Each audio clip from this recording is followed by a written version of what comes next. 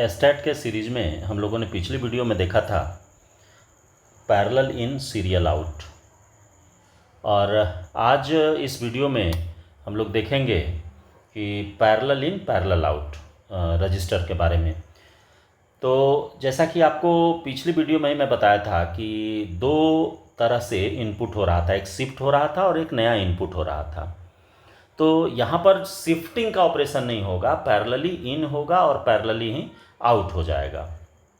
तो नॉर्मली आप फिगर देखेंगे तो आपको बात समझ में आएगी कि इसको कैसे यूज किया गया है। देखिए, पिछले वाले में इसका जो इनपुट था वो ले जा करके एंड गेट से जोड़ करके और गेट से फिर उसको अगले में इनपुट के तौर पर भी दिया गया था, और एक दूसरे एंड गेट से और गेट सेम ही और गेट से नया इनपुट भी दिया जा रहा था। उसमें ये पार्ट हट जाएगा और यहाँ पर डायरेक्ट इनपुट होगा, पैरेलली इनपुट होगा और इसका अपना पैरेलल आउटपुट हो जाएगा।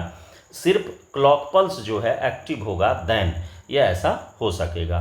तो इसका मतलब है कि सारे में यानी ABCD चारों से हम एक ही साथ इनपुट देंगे और उससे एक ही साथ आउटपुट आएगा चारों से, यानी कि Q1, Q2, Q3 और Q4 से।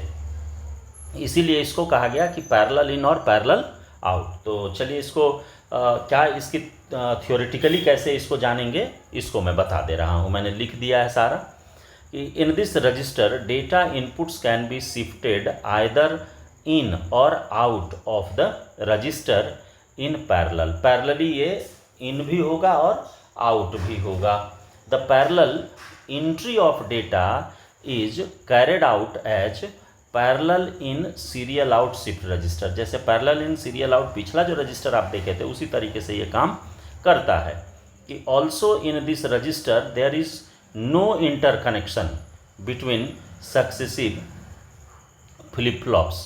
यानी जितने भी फ्लिप फ्लॉप हैं, आपको मैंने बताया ही कि यहाँ से ही वो डायरेक्ट बाहर निकल जा रहा है, यहाँ से इसमें इनपुट की कहीं कोई बात नहीं हो रही है। तो इसका मतलब है कि एक दूसरे के साथ कोई इंटरकनेक्शन नहीं बना रहा है, सिर्फ और सिर्फ कनेक्शन किसका बन रहा है, इस क्लॉक पल्स का बन रहा है कि क्लॉक पल्स जैसा है वैसा ये काम करेगा।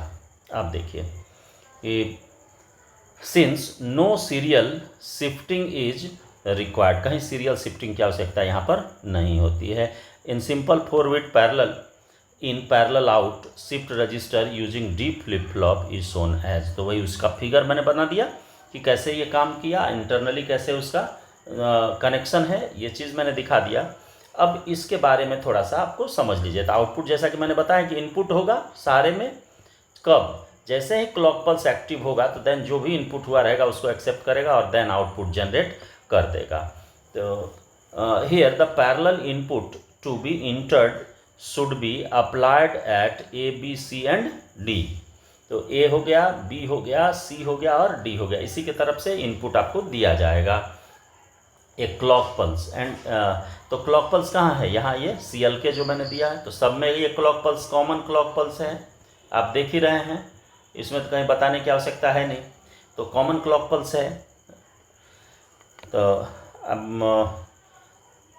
अब इसको जो क्लॉक पल्स इसमें दिया गया, तो क्लॉक पल्स क्या होगा कि डी फ्लिप फ्लॉप जैसे काम करता था उसी तरीके से काम करेगा।